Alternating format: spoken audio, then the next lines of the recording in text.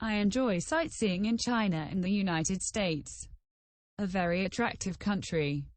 There are many low-income earners in Japan, but if you want to test yourself on a pay-for-performance basis, absolutely escape from Japan.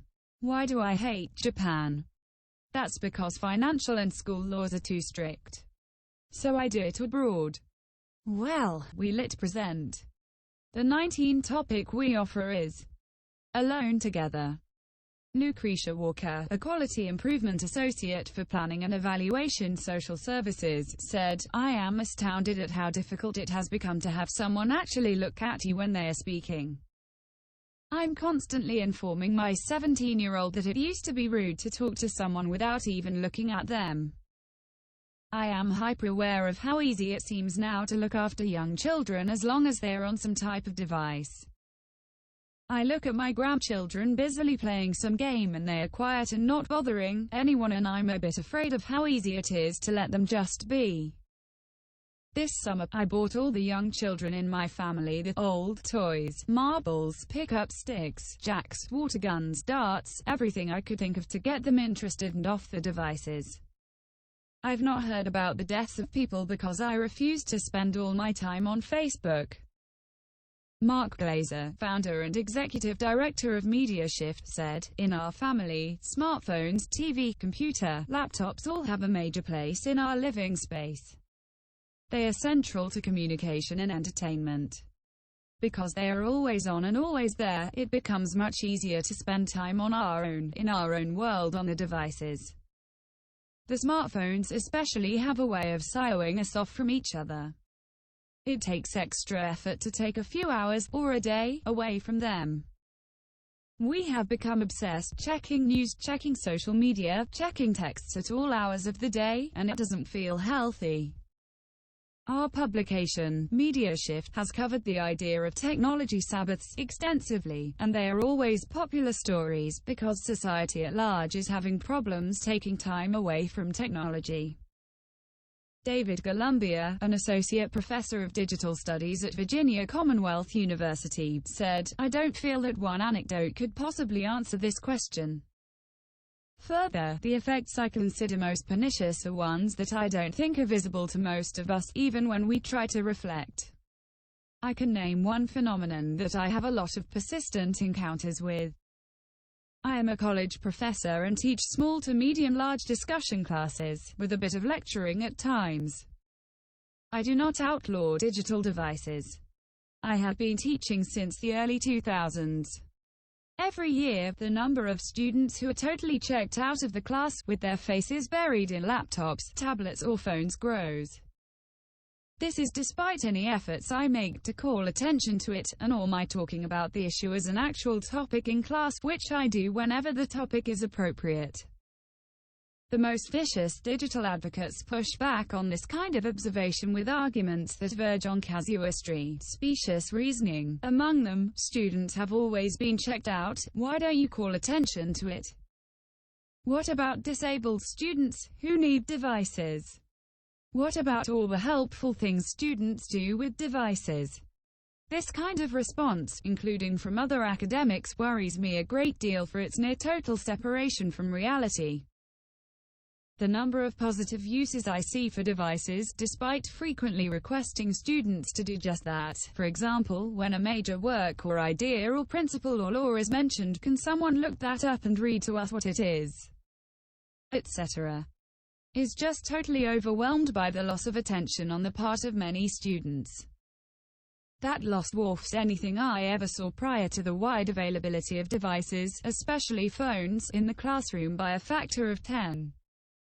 Of course, students have always been checked out, but now I routinely have 1/3 to 1/2 of a classroom visibly not even being there, not even pretending to be there. The destructiveness of this is obvious and overwhelming, and the fact is that, when I've asked informally, most of the students who are paying attention and are using devices productively would not mind if I banned devices altogether. These devices are designed to steal attention away from anything other than themselves. Yet I cannot even get many of my colleagues who deal with him on a daily basis to admit that the devices work as they are designed to work, no matter how much evidence there is to support that observation. So rather than a general pushback from educators, as we should have, against the use of these devices in classrooms, with exceptions for where they are necessary, of course, instead I have to fight an uphill and exhausting battle against my own colleagues who deny the stark evidence right before their eyes. Both the phenomenon itself of device use in the classroom, and the wider context of educator resistance and open hostility to questioning their use, strike me as emblematic of the harmful effects of digital technology, harmful effects that are not even close to being offset by the positives. Erica McGinty, a research scientist based in North America, wrote, "Even limiting my friends on Facebook to people I know or knew well personally, I realize that over time we talk and see each other less now that we can merely like or comment on each other's Facebook pages to give the impression we're close."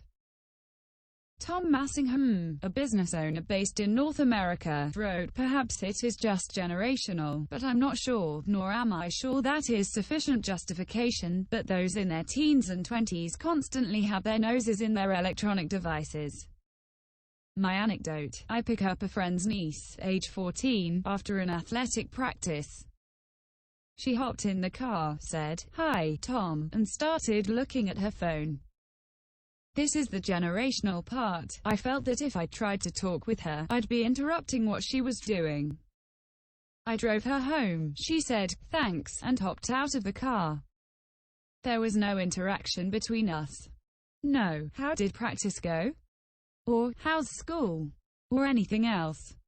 Are we creating a generation that doesn't speak or acknowledge others in the same room, share feelings or thoughts? I hope not, but I fear that we are." Kat Song, Communications and Digital Strategy Director at the American Association for the Advancement of Science (AAAS), wrote, "My kids are 14 and 12. Their social and emotional lives have been negatively impacted because they tend to seek less real-life interaction with friends because they can so easily interact with him online." Darlena Hart, Senior Information Analyst at the University of Rochester, commented, "My nephews and niece have gotten so used to texting their friends that it's challenging for them to talk face-to-face and carry on a conversation for any length of time. In order to have quality family time, they are supposed to turn off their phones during dinner. Technology is good in that they can chat with their friends more easily regardless of where they are. The phone can be used to help find them if their parents don't know where they are, like while shopping, and if they get into a situation that's uncomfortable, it can possibly help to get out discreetly to friends checking on them during an event. At the same time, there need to be some intelligent guidelines in terms of using the technology and when it's appropriate to use it and not use it." An associate professor based in North America said, "It is hard to be present with the omnipresent imposition of technology. When I am with family, technology reminds me of work. When I am alone, technology reminds me of friends I am missing. When I am at work, I cannot be present when technology reminds me of friends and family." A senior fellow at a major university on the U.S. West Coast commented, "I have seen friends and families where dining together is increasingly rare, even when people are in the same home. It might seem like a media cliché, but even when at the same table, people are distracted by their phones and tablets. In the rush for the new thing, or endorphin-reinforced digital transaction, they are forsaking the opportunities to interact with other people. Many of my colleagues are disconnected from those they love by the very technologies they help to create." Danny Gillane, librarian at Lafayette, LA, Public Library, said, "My friends and family stare at their phones while talking to me or others and are constantly checking their smartwatches to see who just texted or updated. My daily life has changed by becoming less personal." A professor at a major state university in the United States wrote, "At family gatherings, half of the family are on their digital devices looking at social media and they are not enjoying who's around them." A computer scientist based in North America wrote, "The vast wealth of information available at one's fingertips can have a negative impact on people's well-being. Several people close to me have developed an addiction, or near addiction, to internet content. They prefer to interact with others via electronic means rather than face-to-face. They have a fear of missing out on the latest news or happenings in the world, so they are constantly updating news feeds, blogs, etc. One person has exhibited classic signs of withdrawal when forced to abandon internet access for more than an hour. While I work on the technologies that underpin the internet infrastructure, I have made a concerted effort to maintain more personal, face-to-face time with friends, colleagues and family. The above has convinced me that tools such as Facebook, Twitter and blogs can be abused and cause people to lose the ability to physically interact with others. An anonymous respondent said, "I used to go out to bars sometimes for conversation. Now everybody's on their phone, and I am doing it too." A business development director at a large law firm said, "I have a sister who checks her Facebook feed every hour and responds immediately to nearly every comment that is posted to one of her posts. It seems she is using social media as a substitute for real connection with friends."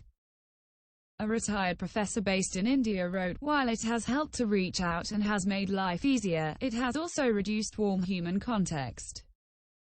We communicate through social media rather than spend an evening chatting, building relationships and enjoying company. Increased isolation is a negative effect I feel in my life. The time I spend using digital technologies could well be spent in other more creative and productive ways. Thank you for listening. Thank you for listening.